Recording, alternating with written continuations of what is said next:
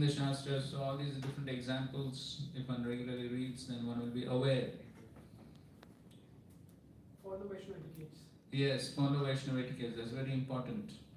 So the Vaishnava etiquettes, at least the etiquette, even though there may be a tendency to criticize, blaspheme, but if one is aware of the etiquettes, then at least as a matter of etiquette, as an austerity, one will not do it. Yes, so following the etiquettes and okay, avoiding prajalpa, useless gossip, especially fault finding, criticizing, blaspheming. So unnecessarily, because such subject matters are very interesting. So one likes to do that. And in general, a respectful attitude towards everyone.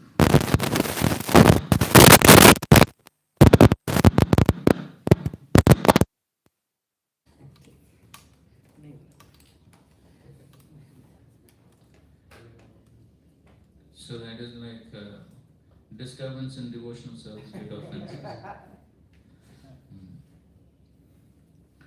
So a general respectful attitude towards everyone, every living entity, that will prevent one from being offensive. You have to be completely busy in our services, in our That, contemplation. yes, that's also a good point. So if one is busy in one's own practice of devotional service, then there's not much time for all this useless gossip, gossiping about others' faults and this and that. So there will not be time for that. Yes. And if one commits an offense, what's the rectification? Service. Okay, serving the Vaishnava. Yes, begging forgiveness in such a way that he is pleased. Yes, glorifying, serving, and genuine appreciation. Tolerance. Yeah. Humility and tolerance. Humility and tolerance. Of course, how that is manifested. Humility and tolerance is good as a prevention. Now, loving exchanges are also good for prevention. Now we are talking about if it happens, then what? Admit the mistake. Yes, admit the mistake, beg forgiveness, and Take guidance from. okay, take guidance from seniors. Repent. Yes, repentance. And one more. Yes, chanting the holy names. So Madhur Kandamuni gives three steps. First step is begging for forgiveness. Second is repentance. And third is chanting the holy names. But then he makes very clear the third one is not a substitute for the first two. Not that, oh, I'll chant the holy names. Who's going to go to that devotee? It's difficult. No, not allowed, sir. No. The first two are compulsory. Begging for forgiveness and repentance, they're compulsory. The third step is chanting the holy names. Of course, if it is unknowingly committed offense, one does not know whom one has offended, then yes, then chanting the holy names will help. But if one knows, then yes, the first two steps are essential. So, of course, we discussed this topic so many times, and nothing is new about this topic. But yet, how many ever times we discuss it is, it's always a good reminder, because the tendency is so deep-rooted, so deep-rooted. And it's unfortunate, but still is a reality. As we see in so many places, so many of our devotee communities itself, we find all these things happening again and again. because these tendencies for envy, material competition, these are so deep rooted, that when it comes to trying to get what one wants, whether it be resources, pose, positions, whatever it may be. But when there is that greed to get these things, then one is ready to criticize, blaspheme, pull down others, so many things.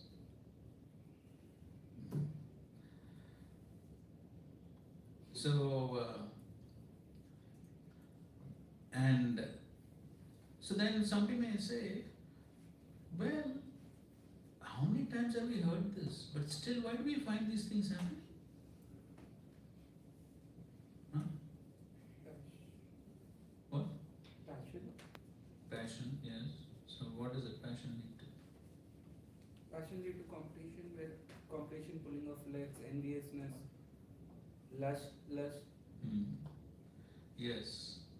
So there's, because of the deep attachments, material attachments. So because of the deep material attachments, then one is ready to go to any extent. And as rightly said, the mode of passion completely covers the intelligence.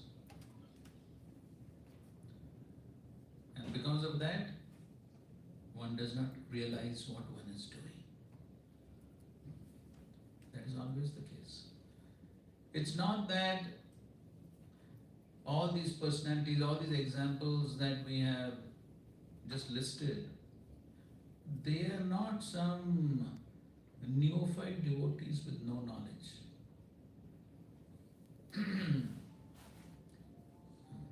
They are much more elevated, having much more knowledge than any of us. Whether it be Daksha or Ramchandra Puri. Who was Ramchandra Puri? Whose disciple? Madhavendra Puri's disciple. You can just imagine that. Madhavendra Puri's disciple. God brother of Ishwar Puri. So, no ordinary person. Who are we in comparison to them?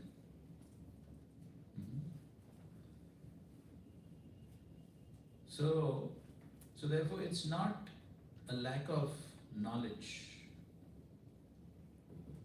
Theoretical knowledge, and anyone can have it. Read the books here. Everyone knows.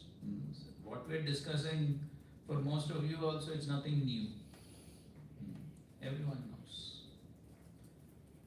But yet the Shastra is emphasizing repeated hearing. Why? Because the reminders are so important.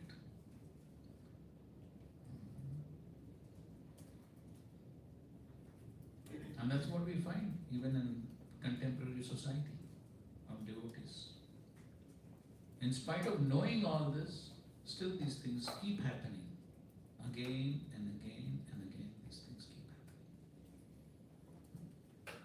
Why? Because the material attachments are so strong. And when there's attachments, the consciousness is covered over. Then one doesn't realize what one is doing. So therefore, what is very important is a very sincere desire to improve. That is very important. Therefore, Srila Prabhupada has emphasized so much on sincerity in one's own practices. So one must definitely have that sincere desire to get purified, to get free of material attachments. One must have that very sincere desire. If one doesn't have it, then the mind and the intelligence covered over by the lower modes will justify everything what one is doing. Just like we read, Hiranyakashipu, did he have knowledge or no? First class knowledge he had. that's what. First class lecture with nice analogies, examples, everything was there. Complete lecture on body and soul. In fact, we can use those examples, right? Perfect bona fide examples he used. And yet, because of his deep material attachments, he couldn't understand.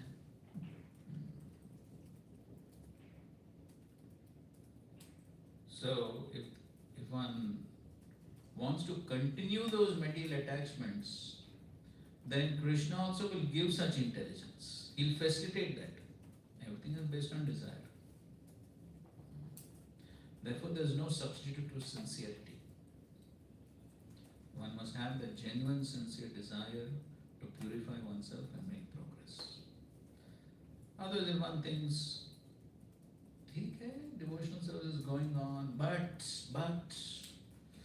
I have my material desires and I want to fulfill them.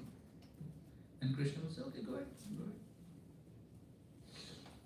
But face the consequences.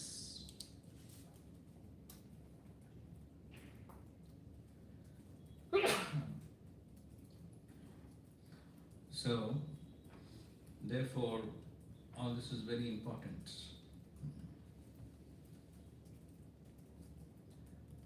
Otherwise, then the offenses continue. Then one's own Krishna consciousness suffers. Then one will not be able to render proper service to Guru and Krishna. One's own service will be affected, and then of course, to some degree, the mission also will be affected. But most importantly, one's own spiritual progress will be checked. As Chaitanya Mahaprabhu has said, this Vaishnava Prad is like, yes, mad elephant offense. So, I would just like to read those purports from the Chaitanya Charitamrita.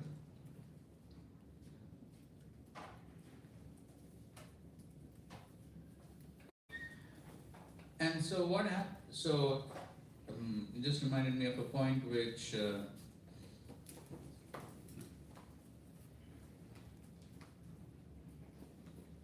Raghunath Das Goswami, he makes this point. I suppose this comes in the Manushiksha.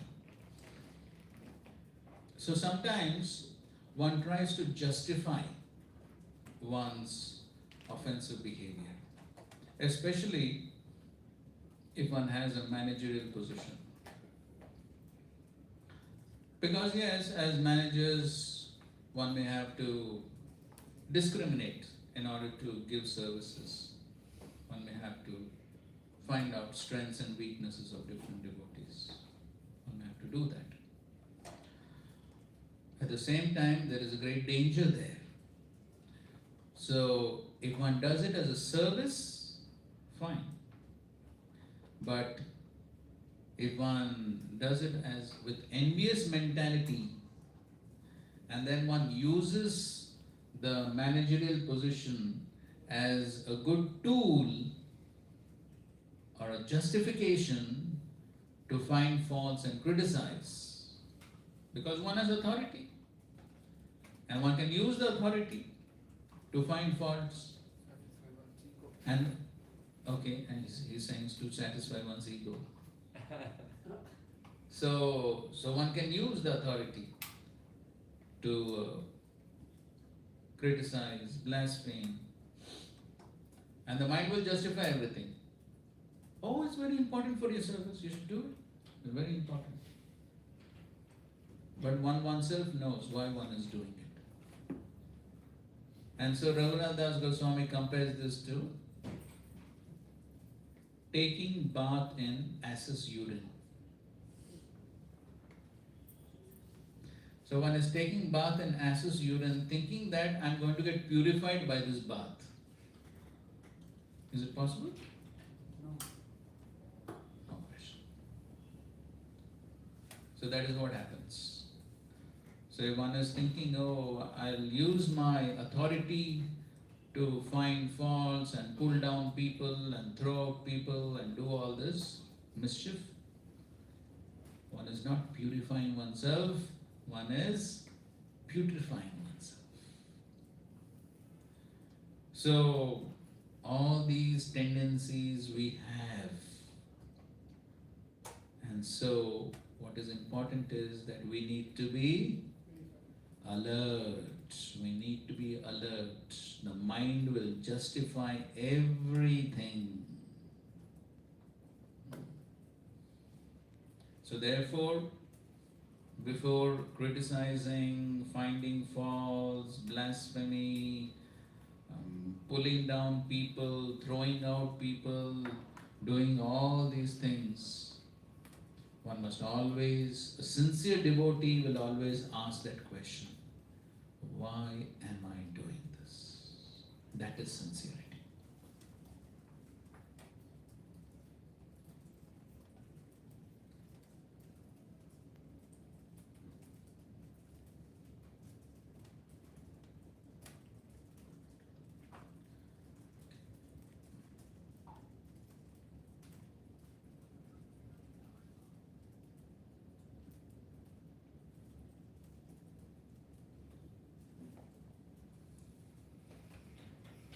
So then what happens as a result of this is,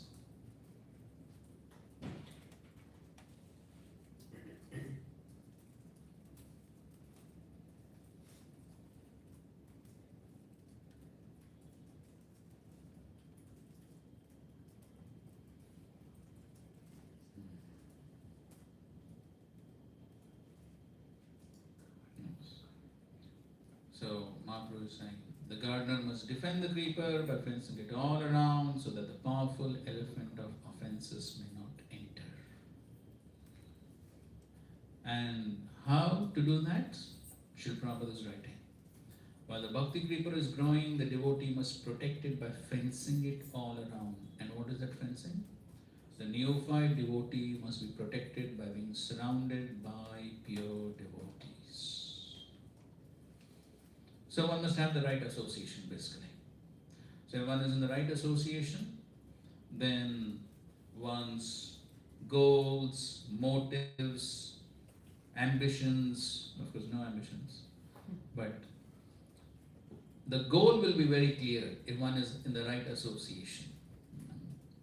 If one is in the wrong association, then others also will say, chalta hai, kya hai, ye sab chalta hai. So that is what people will say. So therefore the association matters a lot. When one associates with non-devotees, the maddened elephant is set loose. So one may not associate directly with non-devotees, but one could associate with the non-devotee mentality of a devotee.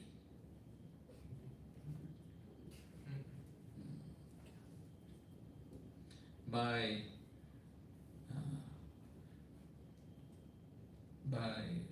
agreeing or by appreciating what nonsense somebody is doing.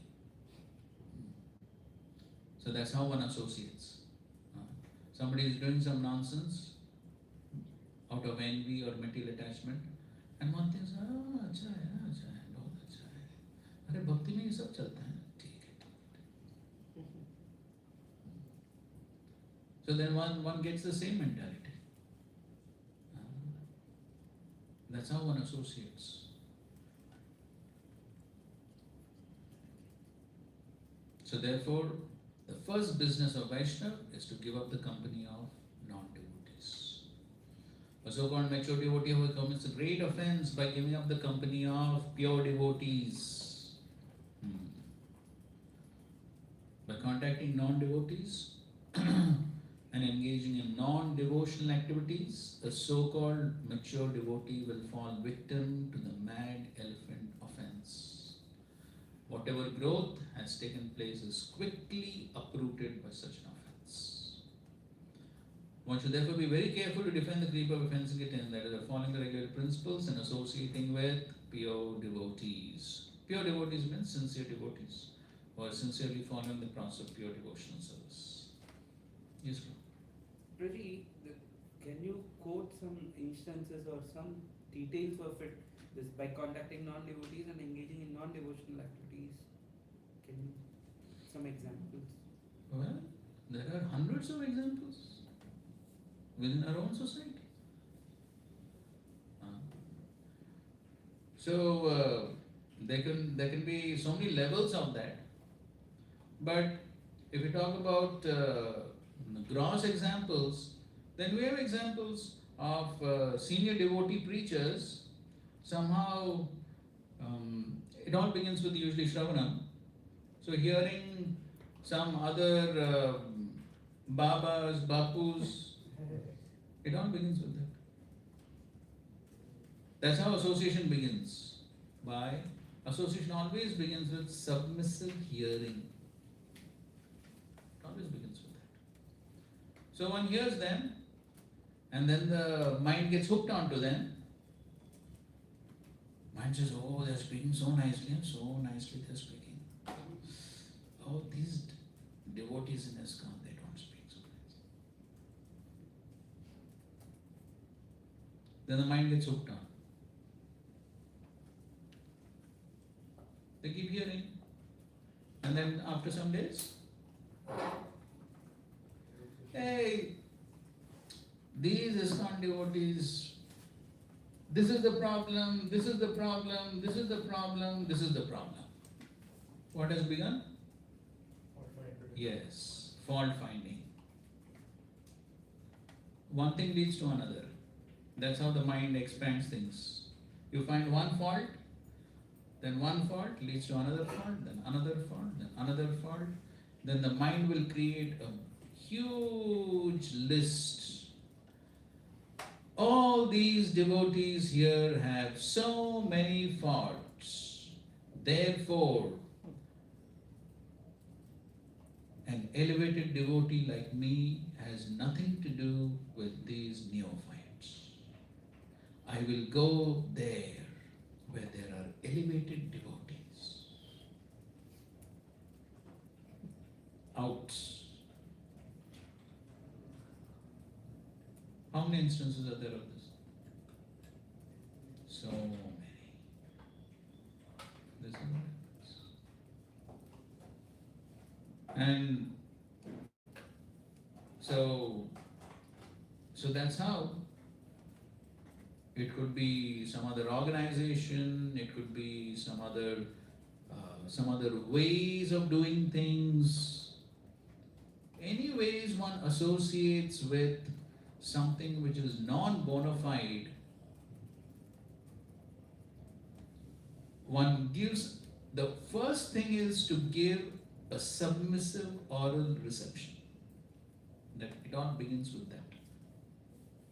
So therefore, if one is finding that somebody is talking something which is not conducive to my devotional service, unless one has a service to hear that, best is not to hear.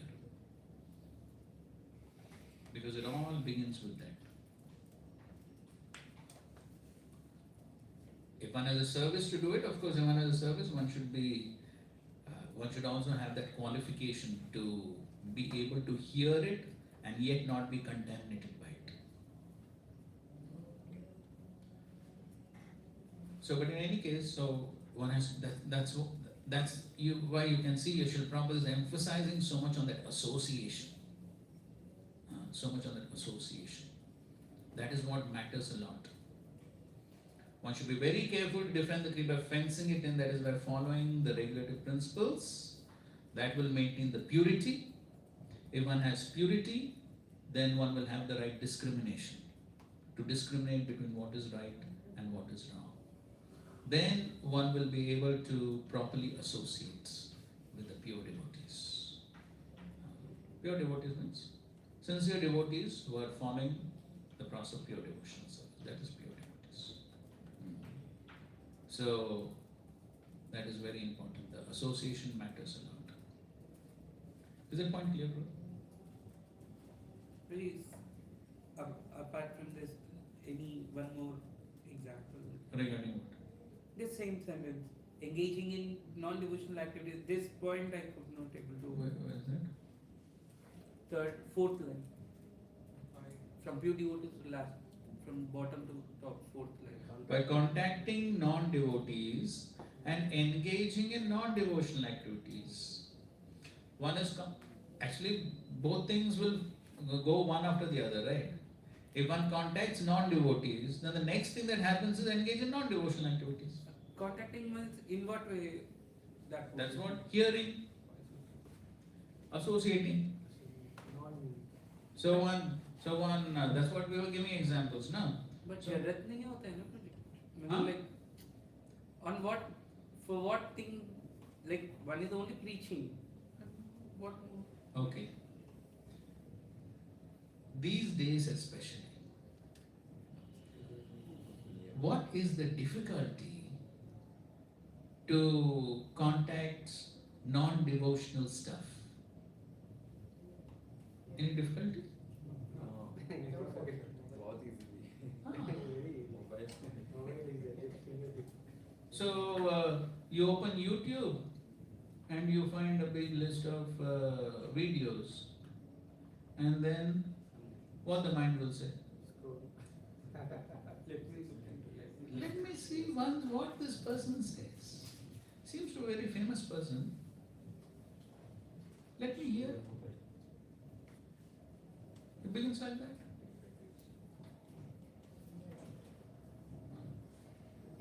It could be these people, it could be any of those so many different organizations out there. And could be apparently devotional and things like that. Now, so this is one aspect of so many other organizations out there. Now, coming to even within our own devotee association, one needs to be careful. Because within the devotee communities also, it's unfortunate, but it's a fact, so we have to say it. We definitely do find some devotees who unfortunately find great relish in such topics of criticism, blasphemy, gossiping. There are some devotees who, for whatever reason we don't know, but they relish talking these things.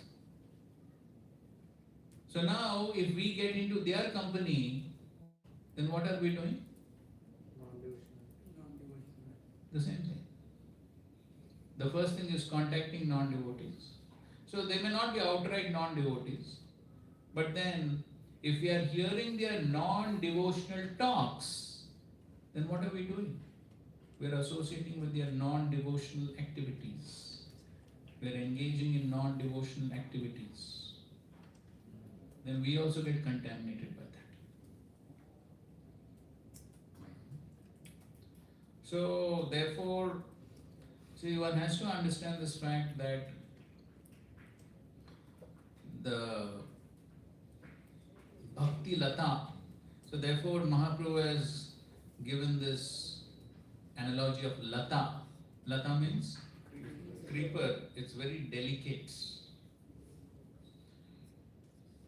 In the early stages of a devotional service, very delicate, fragile, Adav Shraddha, so it's just growing.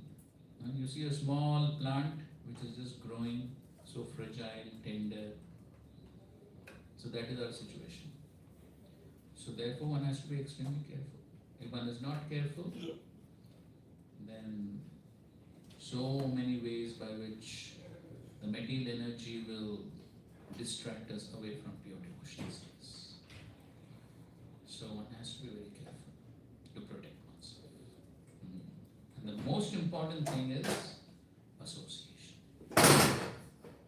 Whom are we associating with? Very important. What are we associating with?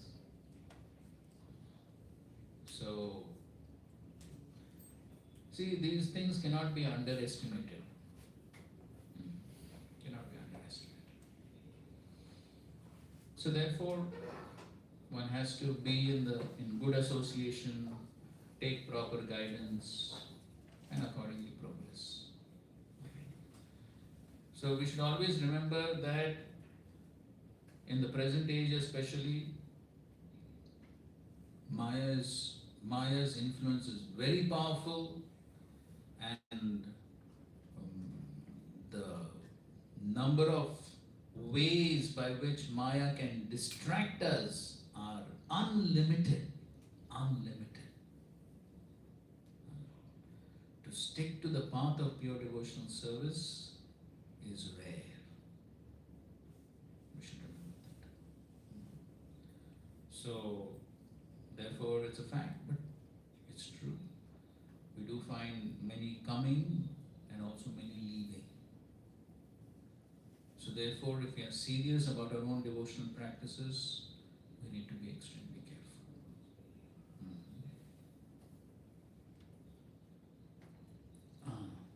Yes, bro.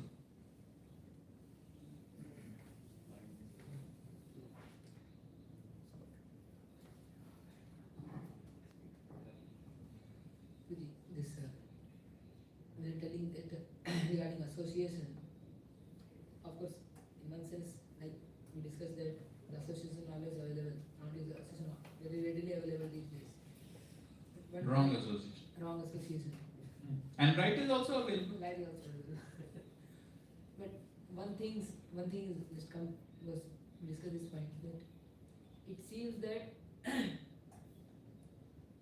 multiple reasons can be there for taking that association. Just I want to know. But that the thought also comes or that is the start. Either because I'm not occupied, or I'm not feeling satisfied, or I don't have the desire to practice pure devotional service subtly, even though outwardly I may think of. So what are the reasons that I'm seeking that kind of association? You yourself, you told no reasons. You only told. Those are only the reasons.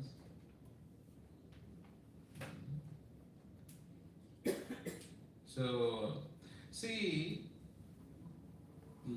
you said, okay, there may be some level of dissatisfaction or, what is it?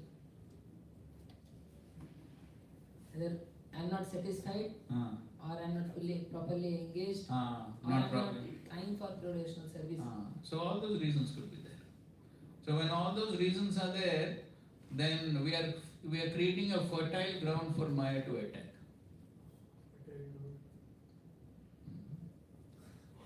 And so then Maya will give perfect justification.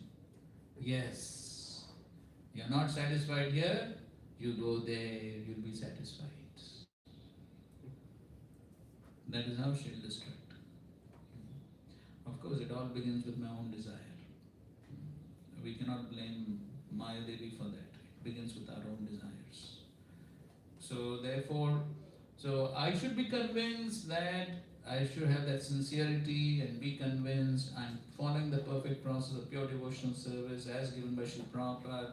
I don't have to go anywhere else. I simply need to continue. I must be in the right association, the right guidance, and so this is what is required.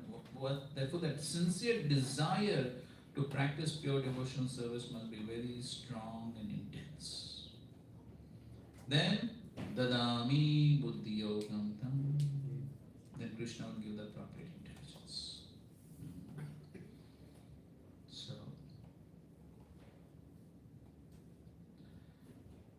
and then Mahaprabhu is talking about this upashaka.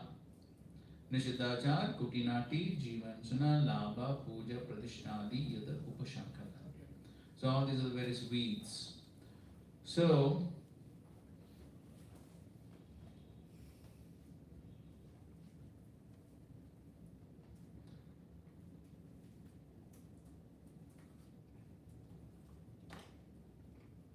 see what Prabhupada is writing.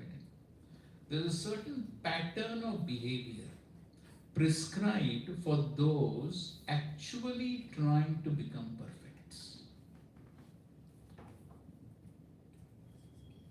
Just see the sentence Prabhupada is writing. There is a certain pattern of behavior prescribed for whom? Those actually trying to become perfect. So if somebody is actually, means sincerely trying to become perfect, there is a certain pattern of behavior that is prescribed. In our Krishna conscious movement, we advise our students not to eat meat, not to gamble, not to any research, not to intoxication. People who indulge in these activities can never become perfect. Therefore, these regulative principles are for those interested in becoming perfect and going back to Godhead. Kutinati or diplomatic behavior cannot satisfy the Atma, the soul. It cannot even satisfy the body or the mind. The culprit mind is always suspicious. Culprit mind. The mind is, already in 4th canto we have read Narad Muni's teachings. So much elaborate description about the power of the mind and the power of the subtle body. So one has to be careful. The culprit mind is always suspicious. Therefore, our dealings should always be straightforward, approved by Vedic authorities. If we treat people diplomatically or duplicitously, our spiritual advancement is obstructed. Very common these days. Duplicitous behavior, diplomatic behavior, and everything is justified. So anyway, so I'm not reading the whole thing, but so regarding Puja La Pratishtha, Prabhupada is writing, as far as material profits are concerned, one should know that whatever material profit one has must be abandoned at the time of death. So much fighting goes on for this only, na? Material profits, facilities, puja, la, pratishtha, but all this is material. So much fighting goes on and so much pulling, pushing, this, that, for these things only. And after doing all that, do I have guarantee that I'll even live tomorrow? Any guarantee is there? After doing all that, no, absolutely no guarantee. See, the problem is, this realization gets so covered over. We hear it millions of times. Life can end at any moment. How many times we hear it? But that knowledge gets so covered over because of the material attachment, one totally forgets it. But that's the reality. Next moment I can be gone. Then finished. Everything finished. But how many people think about these things? When once one gets into the rat race competition for puja, la, pratishtha, everything is forgotten. Unfortunately, people do not know that there is life after death. Therefore, mundane people waste their time amassing material profit, which has to be left behind at the time of death. Such profit has no eternal benefit. Similarly, adoration by mundane people is valueless because after death, one has to accept another body. Material adoration and titles are decorations that cannot be carried over to the next body in the next life. Everything is forgotten. So even in the spiritual society, whatever post positions one gets, so are they carried over? This lifetime I was GBC. Next life I have to become. So whatever, if one gets next life, one has to start with APC.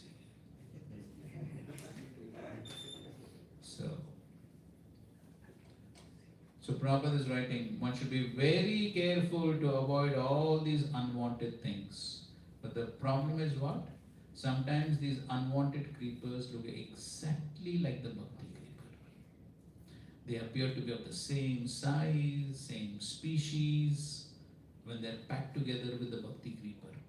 But in spite of this, the creepers are called upashaka.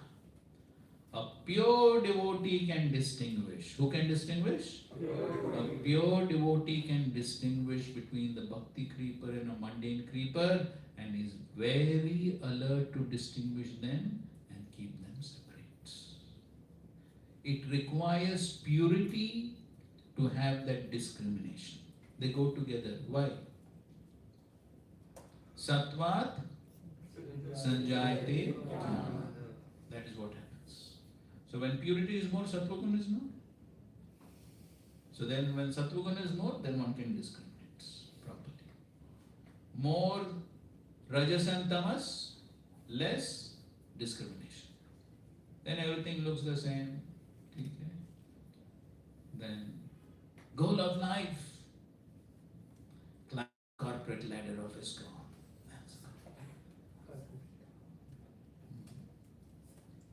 So,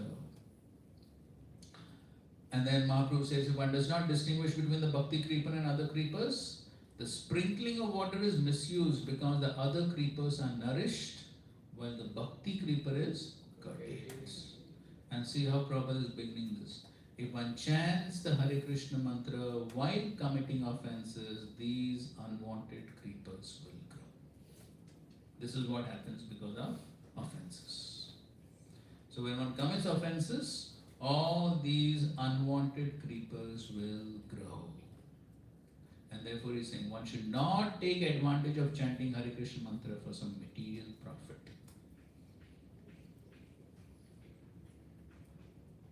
The unwanted creepers have been described by Srila Bhaktisiddhanta Saraswati Thakur. He states that if one hears and chants without trying to give up offenses.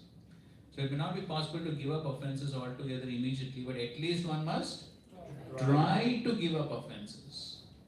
If one does not do it, one becomes materially attached to sense gratification.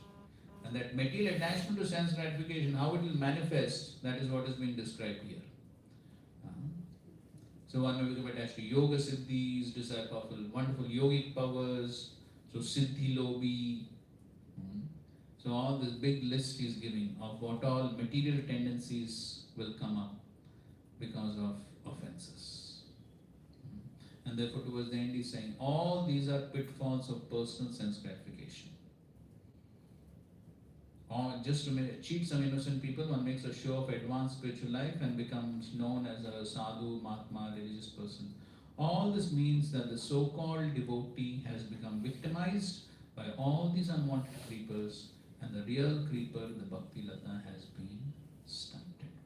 And therefore he says, as soon as an intelligent devotee sees an unwanted creeper growing beside the original creeper, he must cut it down instantly. Then the real creeper, the bhakti lata, grows nicely, returns home back to Godhead and seeks shelter of the lotus feet of Krishna.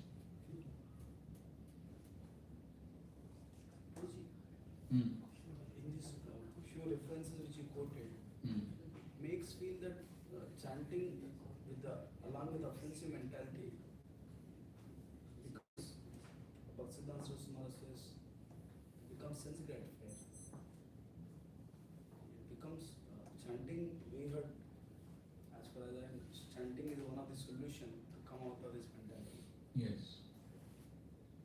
It seems to become sense gratifier along with When one commits offenses. Why? Because, see, as Prabhupada has very clearly written, okay, so somebody may be chanting, and initially it is aparadhyuktanam, right? The three stages of chanting, aparadhyuktanam, namabhas, then shuddhanam. They are natural ways of progression, correct? So somebody may say, how can I avoid offenses then? Initially the offenses will be there. Therefore Prabhupada has written what? Try. Yes. At least one must be sincerely trying to give up offenses. Not that sab kuch chalta hai. Not like that. At least that sincere desire to rectify oneself, to give up the offensive mentality, at least the sincere effort must be there. If that also is not there, then the offenses will lead to all these effects. Then, instead of purification, the material desires will grow. Because that same chanting, hearing and chanting, instead of watering the bhakti lata, they water the weeds.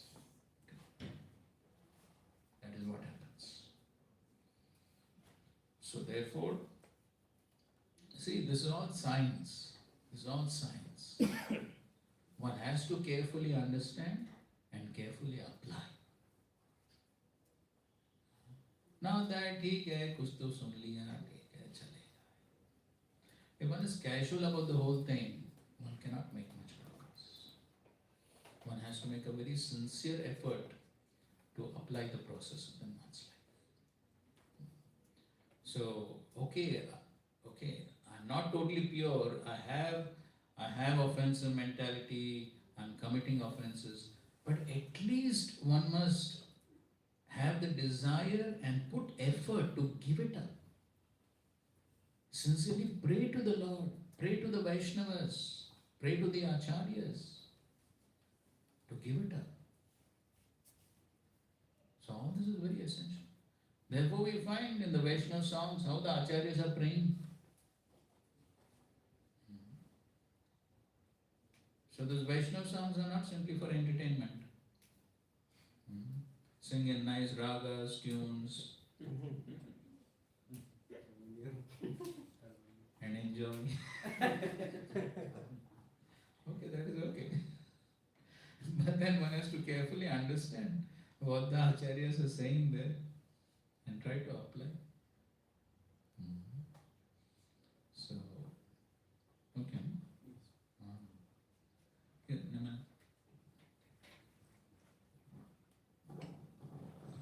Thank you very much, Prabhuji, for spending so much time on elaborate addressing. We have not yet finished this one verse only. one more big part is remaining. So I was thinking, Prabhuji, you were telling this sincerity boils down to this question that why am I doing this? Ask this question very seriously to yourself. I was thinking that somebody who is in Rajoguna Tamoguna, he doesn't have that ages to delve deep down to reach that honest point. So then what is the hope for him to get a proper answer of this question anyways? Why am I doing this?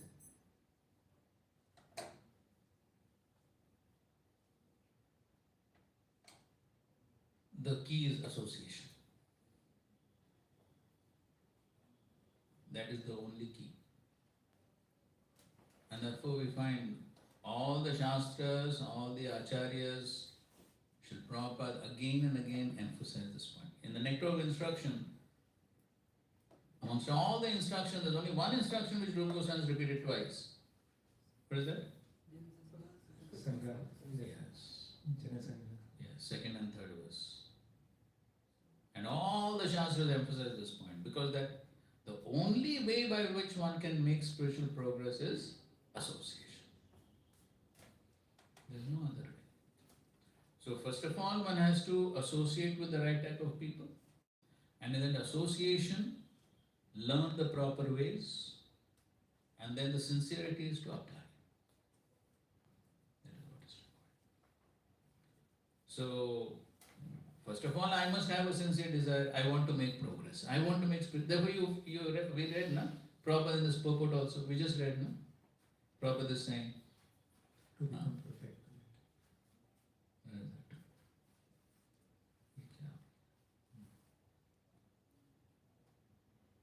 If one wants to, Prabhupada said right here, there's a certain pattern of behavior prescribed for those actually trying to become perfect. So, and again he says, therefore these regulative principles are for those interested in becoming perfect and going back to God. So first of all, I must have that interest. Then I work for it, right? This principle applies everywhere. So one is so interested, totally determined to enter IIT. Then what happens? Then he starts studying from? Sixth class. Why? Goal is pakka, fixed. That is why. Similarly, we find businessman, he wants to earn big amount of money. Then what happens? Then he works for it. Principle applies everywhere. So therefore Prabhupada is writing. So if one is interested in becoming perfect and going back to Godhead, that interest has to be there. So then you may ask the next question, how is the interest created? The interest is created by association. That is how the interest is created. So we can, each one of us can analyze, now, how did we land up here? Yes, we associated with some devotees and then we became interested. That is how everything begins. So then those who associate with Srila Prabhupada, Srila Prabhupada's association was so powerful. From where to where he brought them. Those who took that association sincerely, Prabhupada just pulled them up. That's what association is. You were mentioning this, we forget this, till tomorrow death can come. So now when Not tomorrow also. Next moment also. Next moment. So when generally we are moving on in our life, we find two kind of associations. One is that those who are running for big accomplishments and all that. Another is people are also working for Srila Prabhupada's mission very significantly, but their pattern of behavior is very clear that they are conscious that the life may end any moment, let me live every moment for pleasure of Guru Krishna. So what determines that which association I attune myself to? Whoever is on the right path. See, there's nothing wrong with big accomplishments as long as it is for the right purpose in the right consciousness. Srila Prabhupada did big things or small things? Hunt for the rhino. Yes. So that was Srila Prabhupada's goal. So big things. But only for pleasure of Guru and Krishna. Consciousness was very clear. So, that is what is important. One who's sincerely trying to follow the process with the right goal in mind. It's not the question of big or small. Somebody may be like Hanuman, somebody may be like squirrel. That is not so important. What is important is, what's the consciousness? That is what is. Yes, so when we have two devotees, both are externally doing very big accomplishments. One, he is ignoring important crucial Vaishnava principles, and we can see that he is on a trip of his own Bhojala Pratishtha Wala. And another is who is actually keeping Vaishnava principles and pleasure of Guru Krishna always in first priority. So then which of these I will get attracted to is decided by what? Depends on my own desire. It depends on my own desire. What is my desire? The next question, then what will influence my desire? Then what I have with whom I have associated previously, that will determine my current desires. Then because of my current desires, I make certain choice. And then I do something. That will determine my future desires. That is how it happens. That is how we have been in this material world, life after life.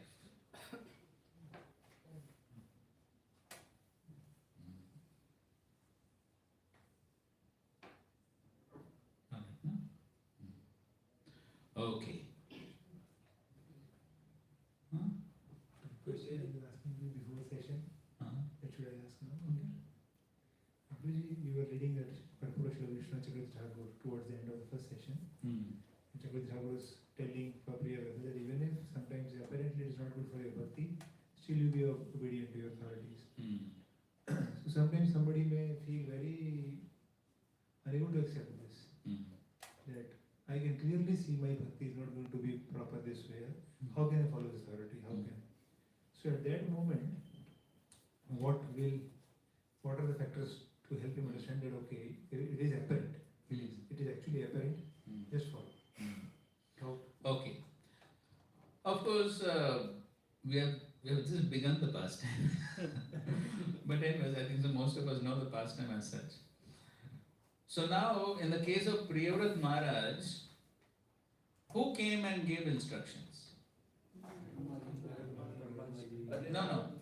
Finally, of course, Narad Muni gave him instructions on renunciation, and then there was Brahmaji and Manu. Swayambhu Manu, who basically wanted him to take the kingdom, correct?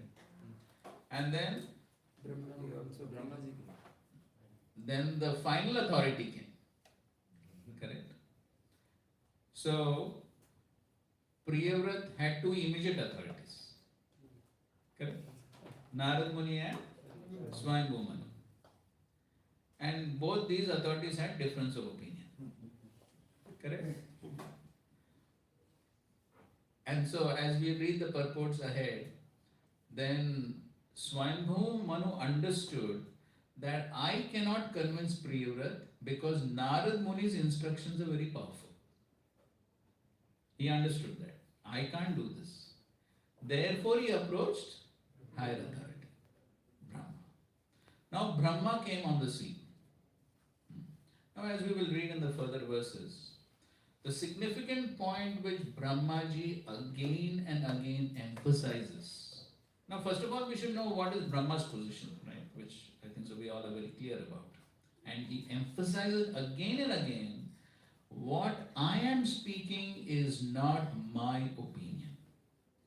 I am simply acting as a representative of the Supreme Lord, and what I am speaking is the desire of the Supreme Lord. Now when Brahma comes and says something like that, is there any other option?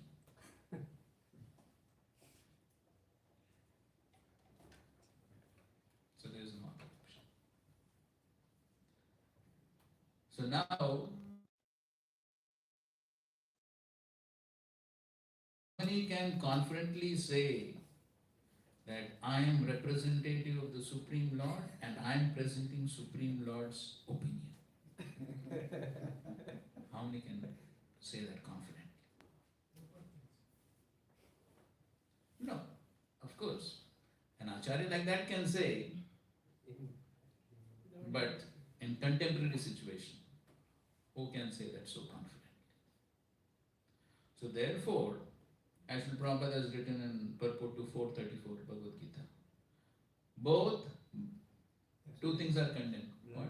Absurd inquiries and blind following. Yes, blind following, absurd inquiries, both are condemned. So no blind following. So therefore, if we find that certain instructions are outright against the basic principles of devotional service, then we definitely have to consult some other Vaishnavas. So, and that is always allowed within the society of devotees. So you find that some senior devotee is giving an instruction which I definitely feel is not conducive for my practice of devotional service, then there's absolutely nothing wrong in consulting other senior Vaishnavas. Everything, of course, has to be done in a very nice Vaishnava way, without unnecessary blasphemy and criticism and all that. But consulting other senior Vaishnavas and seeking their opinions is not wrong. And then ultimately presenting that to the concerned authorities. So all that is definitely allowed. So that is fine as far as current situations are concerned. For Priyavrat, it was Brahma himself. So therefore, there was no need for Priyavrat to have any doubts or to question that instruction. And as we see that when Brahma gave that instruction, so as Srila Prabhupada writes, how many Mahajans were present there in that situation? 4. 4 Mahajans were present. The 4th was Lord Shiva also, Prabhupada writes. So 4 Mahajans were trying to sort out that situation. It was no small issue. 4 Mahajans, you can just imagine, to sort it out.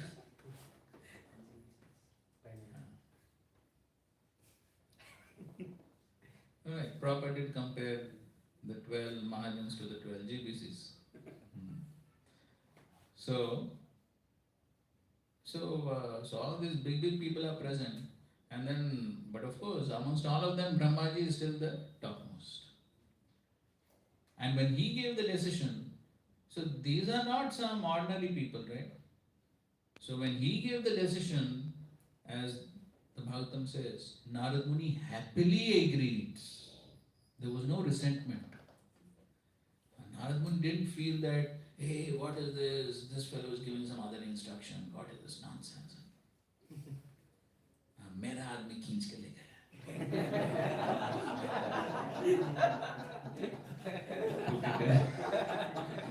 Colloquial talk.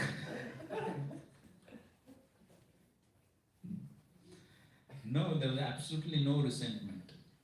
He happily agreed. So that is the situation as far as Priyavrat is concerned. So we understand the Siddhanta, the principle of obedience. That principle has to be understood from the past time, which again is emphasized throughout the Shastras, the principle of obedience. But again, not blindly, not blindfold. So therefore, everything has to be seen in its proper perspective. Every situation has to be seen in proper perspective and understood. And of course, in the present day, by the mercy of Srila Prabhupada, we have a huge society of devotees, and we can always take advantage of devotee association. And if there's any doubts, we can always consult. So as I did Prabhuji, 2 points majorly you said. One is that I can see that authorities whole discussion or his presentation, a solid reference to authorities, higher authorities or Srila Prabhupada is there, his consciousness, that is very strongly visible. And secondly, whatever suggestion is giving to me, I can see that it's not that way dangerous to my bhakti, like that. So these two are good things enough for me to obey it. Right. Thank you. Okay, fine. So this is about the discussion about Vaishnava Aparadha and what are the consequences and what's the rectification. So therefore, one has to be extremely careful. Otherwise, as this purport is mentioning, that otherwise that could be a major obstacle in one's practice of devotional service. So now, let's come to the other point. The other cause for obstacle in one's practice of devotional service, and that is the Lord's desire. So now the next question may arise, what is this? Is too bad. Lord desires the obstacle in the life of devotee. Too bad. So why does the Lord desire? As we read that, Vishnu Chakravarti's commentary, why does the Lord desire? Intensifies. To increase the love. To teach him something. To teach him something. So, why the Lord wants to teach him? Proper conduct. Yes, to teach him proper conduct, proper behavior. As we just read that purport of proper pattern of behavior. That's a good phrase. Pattern of behavior. So in that connection, we know these famous verses. This comes here in the teachings to Sanatana Goswami.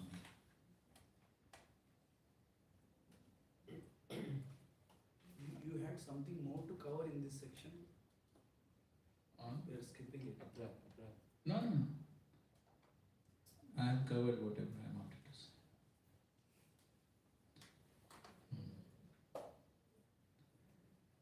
So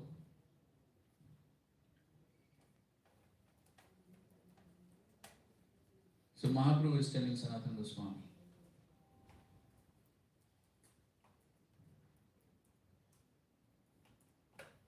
okay, this is Akama Sarvakama Moksha Kama Udarati. And then he's saying, Anyakami yadi kare Krishnera bhajana na magiteha Krishna tare dena swacharana. If those who desire material enjoyment or merging into the existence of the Absolute Truth engage in the Lord's transcendent loving service, they will immediately attain shelter at Krishna's lotus feet. although they did not ask for it. Krishna is therefore very merciful. And then he says, Krishna kahe ama bhaje mage vishaya sukha amrita chadi visha mage e bada murkha. Krishna says, one engages my transcendent loving service, but at the same time wants the opulence of material enjoyment. He is very, very foolish. Indeed, he is just like a person who gives up ambrosia to drink poison. Ami vigya e murkhe vishaya kene diba swachanamrita diya vishaya bulai bha. Since I am very intelligent, why should I give this fool material prosperity? Instead, I shall induce him to take the nectar of the shelter of my lotus feet, that is the Swacharana Amrita, and make him forget illusory material enjoyment. Okay, somebody can read this.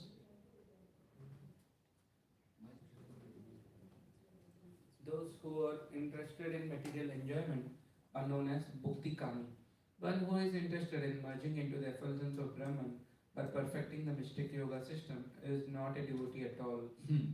Not a devotee at all. Devotees do not have such desires.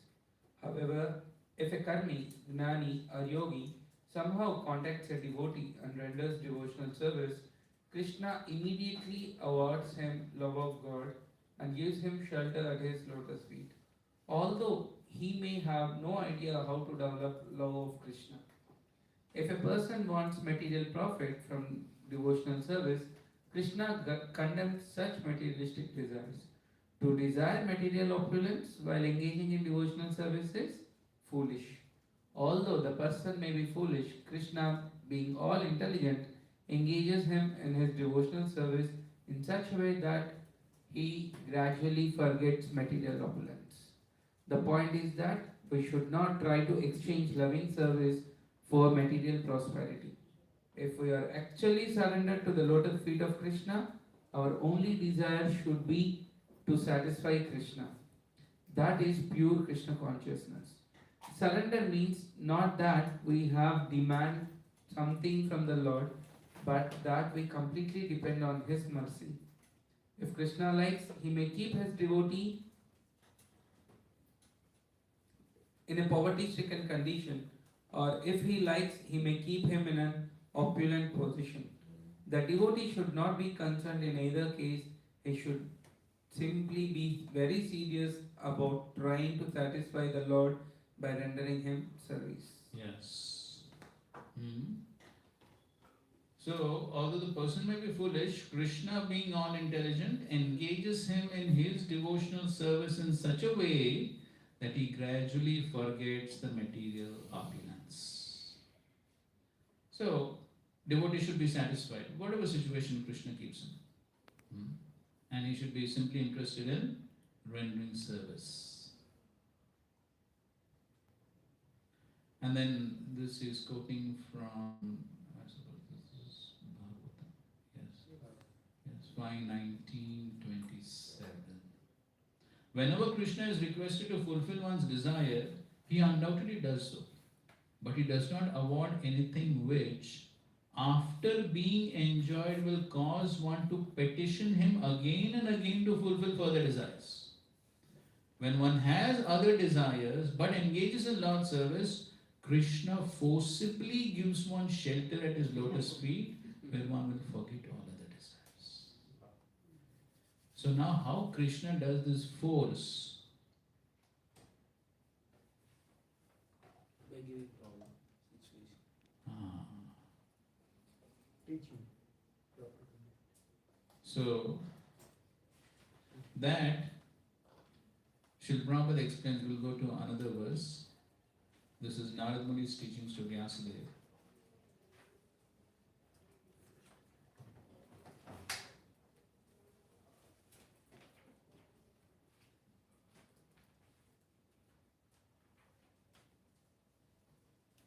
One 5:19.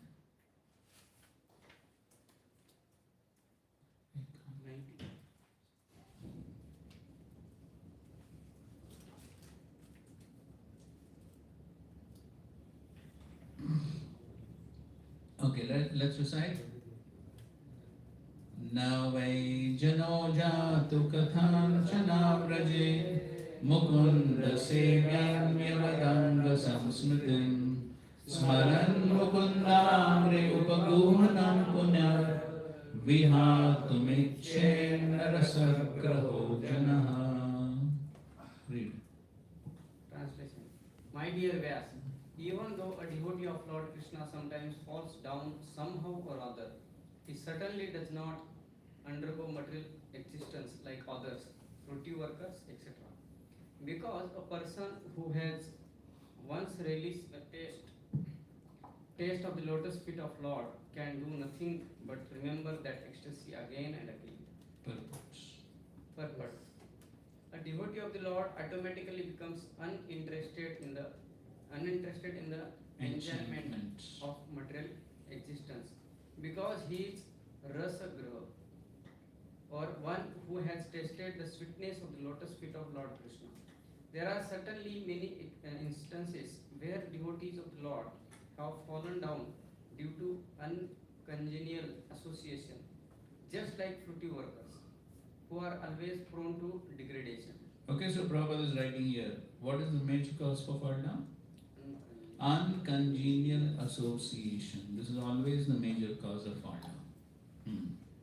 But even though he falls down, a devotee is never to be considered the same as fallen karmi. A karmi suffers the result of his own fruitive association, fruitive reactions, whereas a devotee is reformed by chastisement directed by the Lord himself. Yes. So when the devotee is attached to material things, what does the Lord do? Chastisements. Directed by the Lord himself. This is what happens. So when Krishna says Swacharnamrita Diya, this is what the Lord does. So that is what we read there. That Krishna does things in such a way that the devotee is forced to give up his material desires. This is how he does, force. The force comes through chastisement, directed by the Lord himself. The sufferings of an orphan and the sufferings of a beloved child of a king are not one and the same. An orphan is really poor because he has no one to take care of him. But a beloved son of a rich man, although he appears to be on the same level as the orphan, is always under the vigilance of his capable father. A devotee of the Lord, due to a wrong association, sometimes imitate the fruity workers. See, again Prabhupada mentions, a devotee of the Lord due to wrong association. Again Prabhupada is repeating the point. This is always the cause of problem. Wrong association. So then what he does? Imitates the fruitive workers. That means what? That means he does things for material enjoyment. That is what the fruitive workers do. Then what happens? The fruity workers want to lord it over the material world. Similarly, a neophyte devotee foolishly thinks to accumulating some material power in exchange for devotional service. Such foolish devotees are sometimes put into difficulty by the Lord himself. Yes, such foolish devotees are sometimes put into difficulty by the Lord himself. This is obstacle created by the Lord. This is obstacle created according to the Lord's plan. For what? To rectify this mentality of the foolish devotee. That is why the Lord puts obstacles.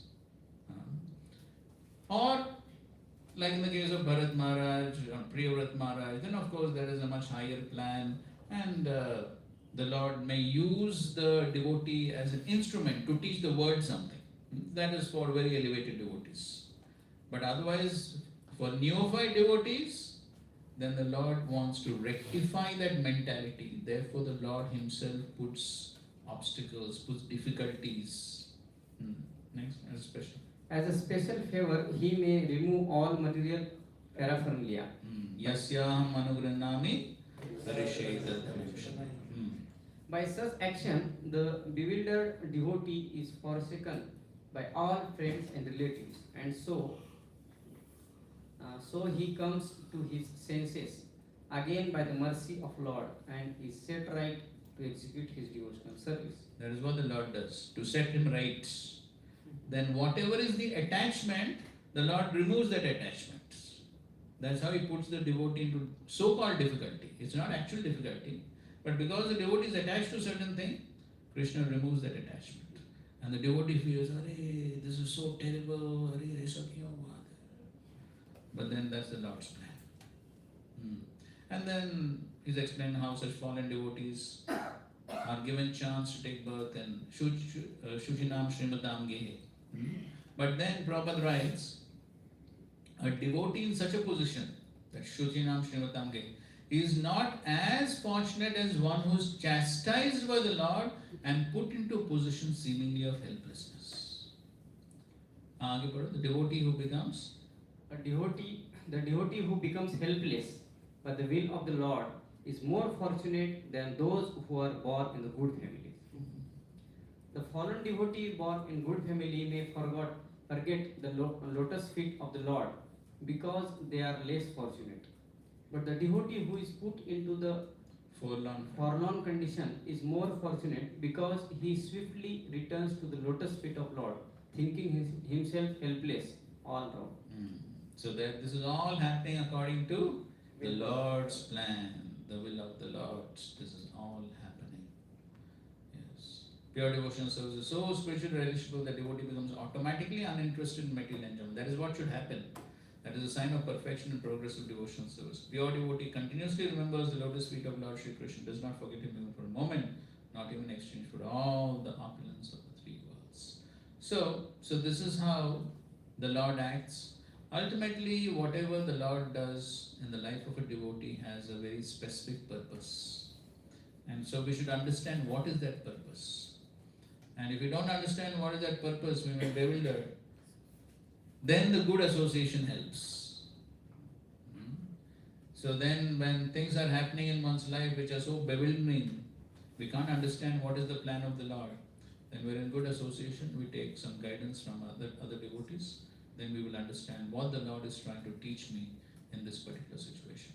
So this is the second point of how there are difficulties according to the plan of the Lord. Okay? Any questions on this? So we have covered all this.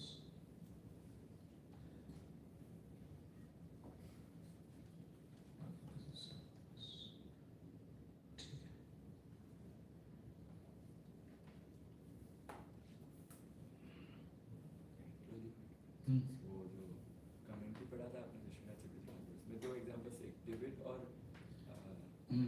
Trivida and Raghuna. रघुगुणा का तो वो तो कृपा explain किया David का कैसे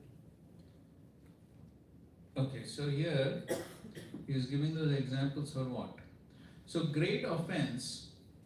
Okay, maybe this point we did not discuss. Great offense is pacified over a long time after undergoing appropriate difficulties. Okay, this point we forgot to discuss actually. So as Mahaprabhu mentions that why it is compared to mad elephant offense. So what does the mad elephant do when it enters garden? So Mahaprabhu says that uproots and breaks, two things he says. Totally uproots and breaks. मतलब क्या रह गया? The tendency is नहीं. You take the analogy. If you take a creeper or a tree or whatever, if the elephant uproots and breaks, what is remaining then? Nothing is remaining. So then if you bring that to the analogy of the Bhakti Lata, so the offense is totally uprooting and breaking, then what devotional service remains? But yet we read, Neha Bikram Nashosthi Pratibhayan Vadya Svalpam Pisha Dharmasya Trayate Mahatubhaya. Then how do you reconcile both? Whatever devotional service performance is never lost, correct? But yet Mahaprabhu is saying, time being के लिए stop huh? तो time being के लिए stop So, but then how? But then how does it totally get uprooted? So therefore, so Vishwanath Thakur explains that so when serious offences are committed, as we were discussing, the mercy of the Lord, the mercy of especially Bhakti Devi, he explains, Bhakti Devi is very upset. When one commits offences, Bhakti Devi, of course, expansion of Srimati Radharani, so very upset with the devotee. Therefore, Bhakti Devi stops giving mercy. So when mercy flow is stopped, what happens? No taste in bhakti. Depending upon the severity of the offense, the devotee loses taste. And if it's a very serious offense, then taste for practicing devotional service becomes almost zero. Everything spiritual will appear to be material. Chanting of the holy names will appear to be material, association of devotees material, Bhagavatam material, everything material. Then what will happen? No taste. That's what happens. So when there is no taste, the devotee totally gives up practice of devotions. Totally gives up.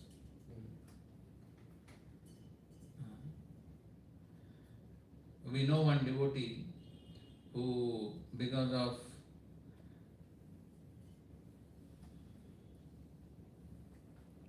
he had a certain material attachment to render a particular service in a particular position.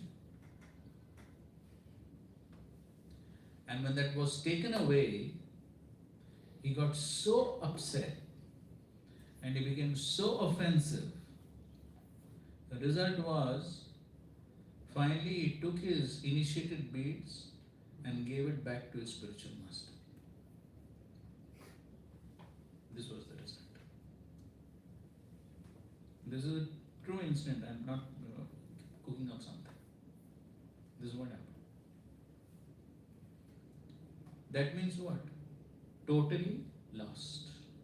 Zero. Devotional service has come down to zero. So that is why Mahaprabhu is giving that example. Uprooting, breaking, finished. So then, as he says here, then what he has to undergo? Great offense is pacified over a long time after undergoing appropriate difficulties. So then Vishwanath Thakur gives the analogy, it is just like somebody has a disease. So if somebody has a very serious disease, then what he has to take? He has to take treatment, and sometimes just like chronic cancer cases and things, long time of very serious treatment, very serious, painful treatment. So then if that devotee who has committed offenses, if he goes through those difficulties, then he atones for it by serious repentance and serious practices of devotional service. He goes through serious rectificatory measures. So it's just like person has a disease. So then when he has a disease, appetite comes to almost zero, correct? Somebody has a serious disease, zero appetite. Then when he gets the treatment, what happens? Slowly the appetite increases. So similarly, one who has committed such serious offenses, devotional service comes to zero platform. Then as the rectification takes place, slowly his taste will increase. So now as the taste increases, then he will get the benefit of previous devotional practices. Because the previous devotional practice is not totally lost. A good example for this is, yes, good. So we know Gajendra, he committed an offense, he got cursed, but Remembrance. yes, but the previous devotional practices came to his help. So the same thing happens.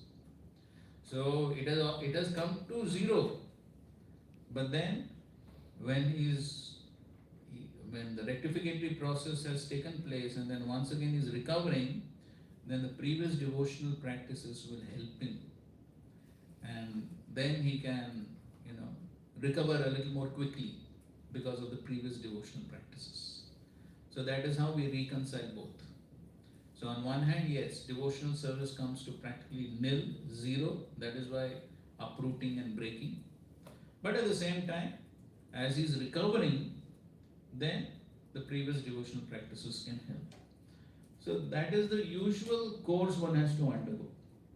Or is giving another option, or is quickly removed by the mercy of great devotees. So somebody has committed an offense, but if we get some special mercy of some great devotees, then he can quickly recover without going through this long process. For that, he's given these two examples of Dvivida and Ravguna. So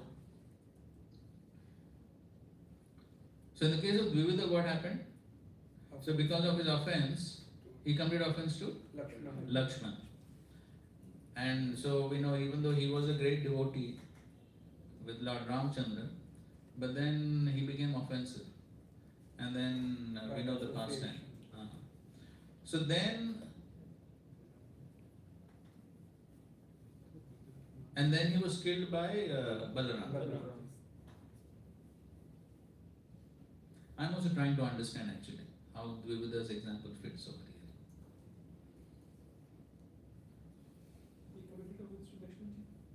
That is okay.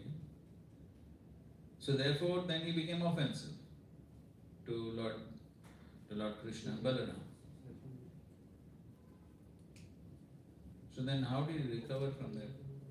Any thoughts? I'm also not able to understand actually.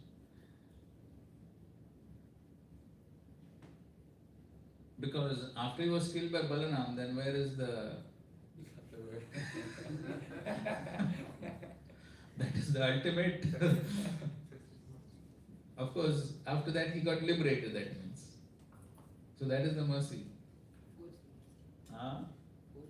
Forced mercy. Any thoughts? I also didn't deeply think about this actually. Ravguna's case is quite clear.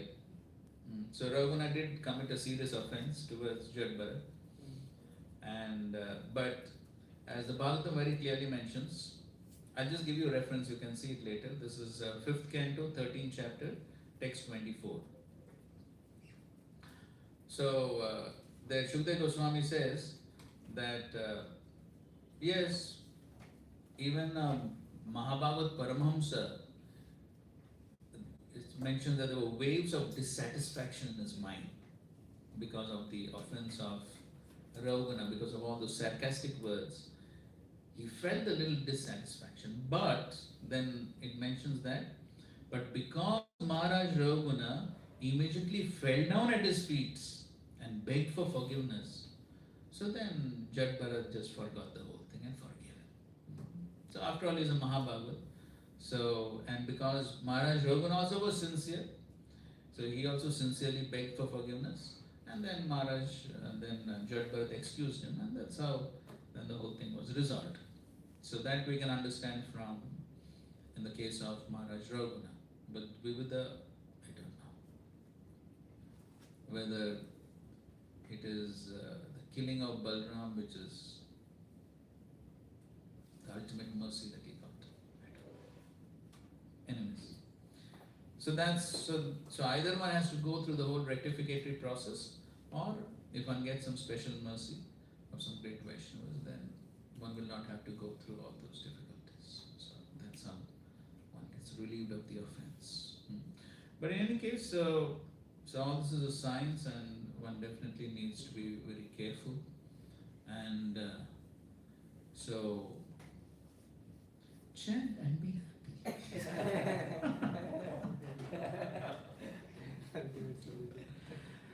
within that chant and be happy, all this is included.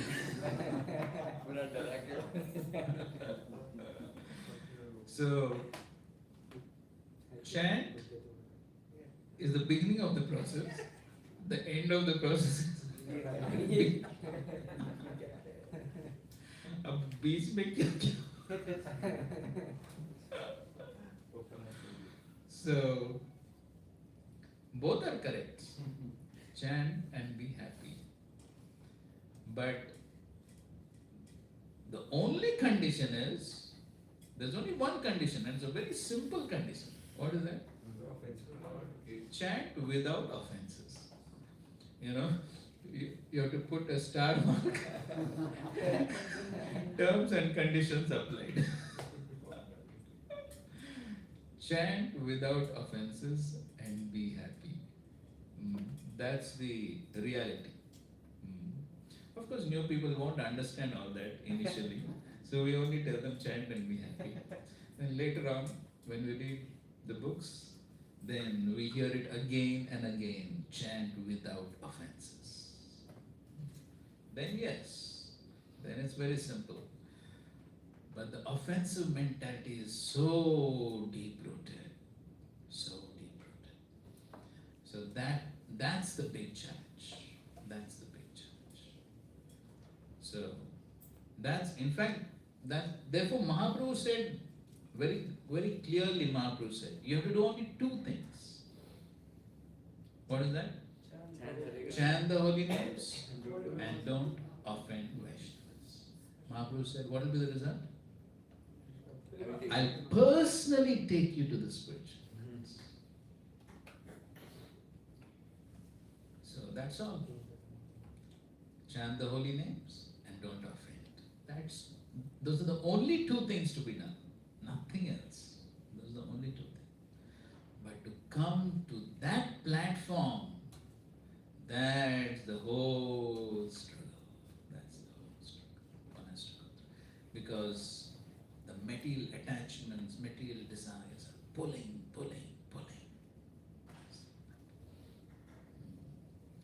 So, but in any case, what is important for us is to understand the science of devotional service very clearly. One should be very clear.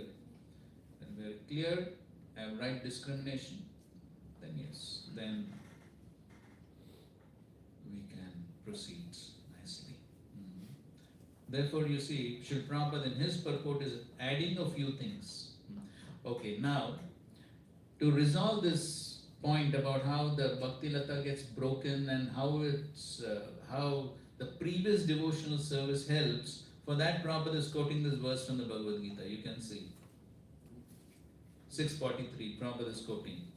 Tatratam buddhi sanyogam labate paurvadekam yadke chatato bhuya samsiddho kurunandana. What is the translation to this? On taking such a birth, he revives the divine consciousness of his previous life, and he again tries to make further progress in order to achieve complete success, O son of Guru. Yes. So that's how he revives the divine consciousness. Because of the previous devotional practices, the divine consciousness is revived. And that's what Prabhupada is writing. Because of his previous practice, such a perfect devotee naturally becomes attached to devotional service, apparently without cause, despite all kinds of impediments due to surrounding circumstances. So all the impediments are caused due to his offense. The impediments are due to his offense. Despite all kinds of impediments due to surrounding circumstances, he automatically perseveres in devotional service and gradually advances until he once again becomes perfect. So that's how the previous devotional practices help him. And that's how he becomes perfect. And then he's given the example of Billamangal Thakur. And then Prabhupada is also quoting Yesham tu antagatam papam jananam punya karma. So that's all. Okay,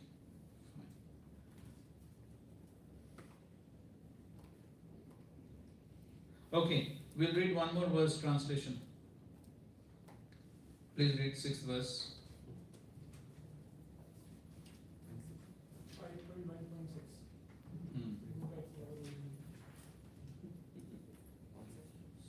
Sukadeva Goswami continued. My dear king, Prince Preyavrata was a great devotee because he sought the lotus feet of Narada, his spiritual master, and thus achieved the highest perfection and transcendental knowledge. With advance in knowledge, he always engaged in discussing spiritual subjects and did not divert his attention to anything else. The prince's father then asked him to take charge of the ruling the world. He tried to convince Preyavrata that this was his duty as indicated in the revealed scriptures. Prince Preyavrata, however, was continuously practicing Bhakti Yoga by constantly remembering the Supreme Personality of Godhead, thus engaging all his senses in the service of the Lord. Therefore, although the order of his father could not be rejected, Prince did not welcome it. Thus, he very conscientiously raised the question of whether he might be diverted from devotional service by accepting the responsibility of ruling over the world. Yes. So that's the basic pastime.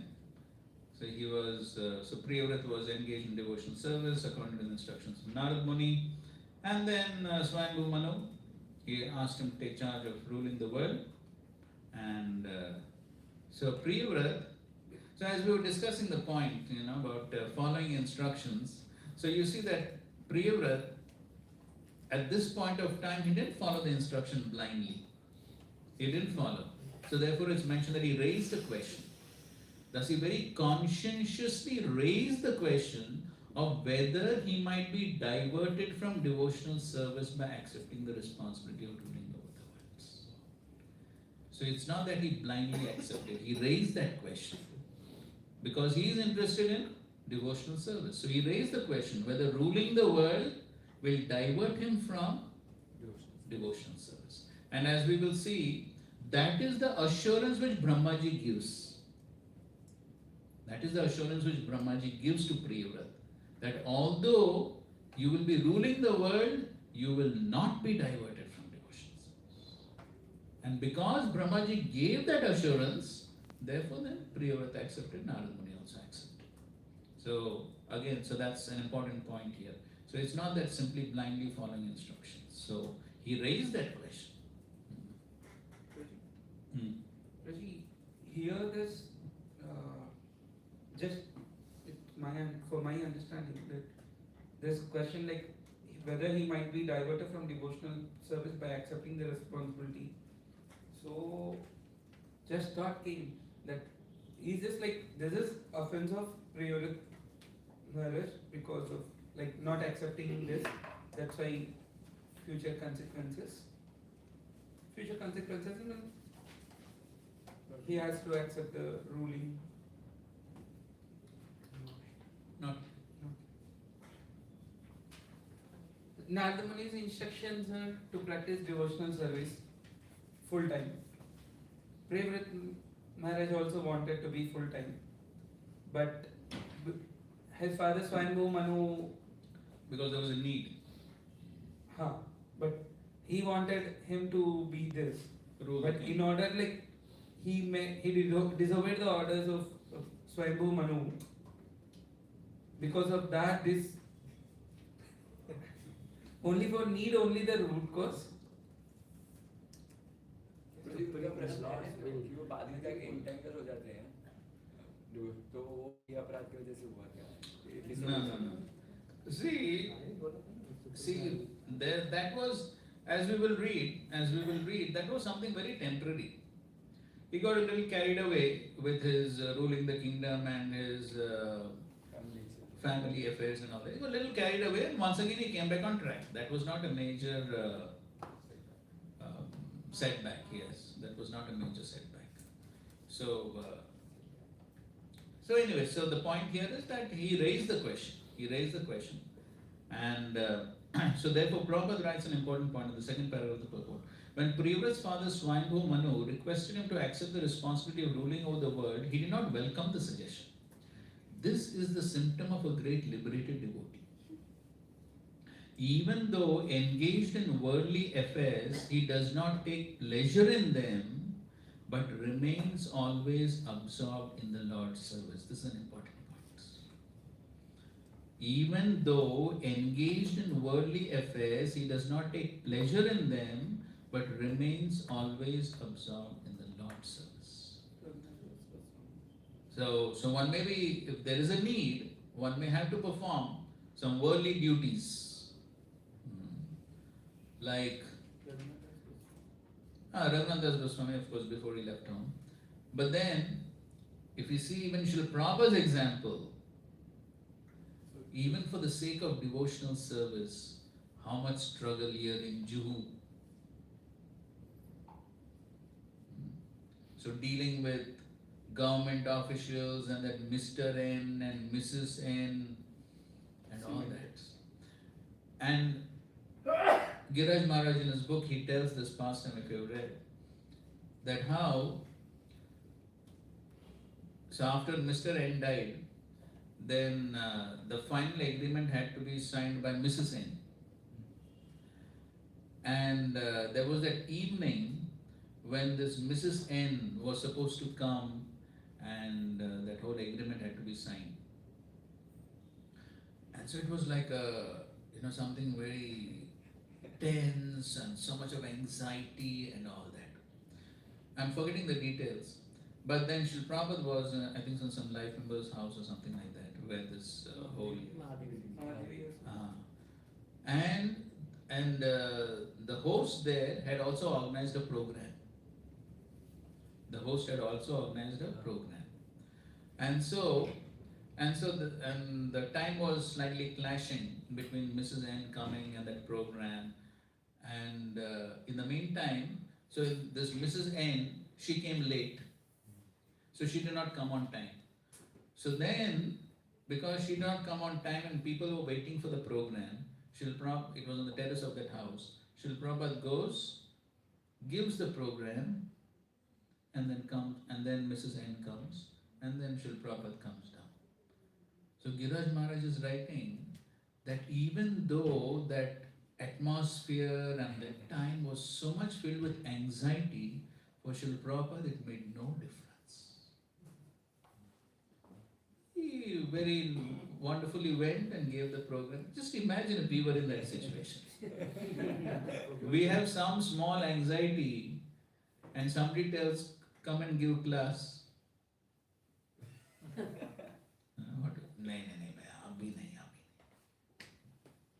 But for Srila Prabhupada it made no difference. So those apparent worldly affairs, well, as a matter of duty, he was doing that.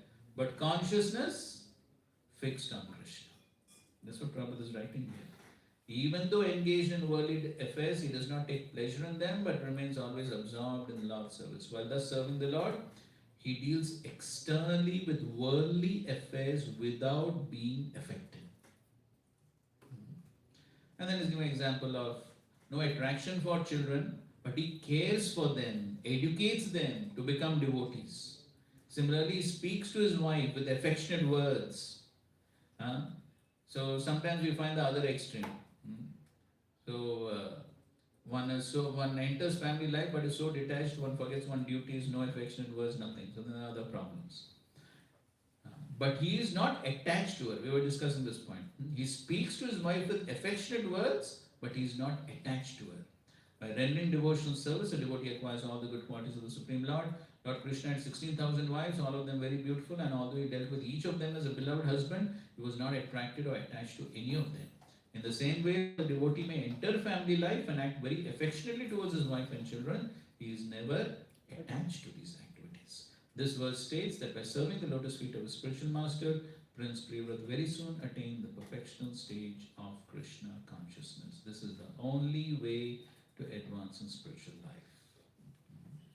Yasadevi Parabhakti, Yathadevi Tathankari. And towards the end, just as an ordinary man always engages his mind in material activities, a devotee always engages his mind in spiritual activities. This is called Brahma Satra, or meditating upon the Supreme Lord always. Prince Priyavrat was perfectly initiated into this practice by Sri Narada. So from the next verse begins the next section, where Brahmaji comes on the scene, and then that is the big section of the chapter, regarding Brahmaji's reasons to convince Privrat Maharaj to take out the king. So we'll try to finish the rest of the chapter tomorrow, and then we'll go ahead to the next two chapters. The next two chapters are smaller chapters. So, Srila Prabhupada ki jai, Radha Srimad Bhagavatam ki jai, Sumit Lord Bhaktivinoda ki jai. Hare Krishna, Hare Krishna. It is the wheel हो गया ना?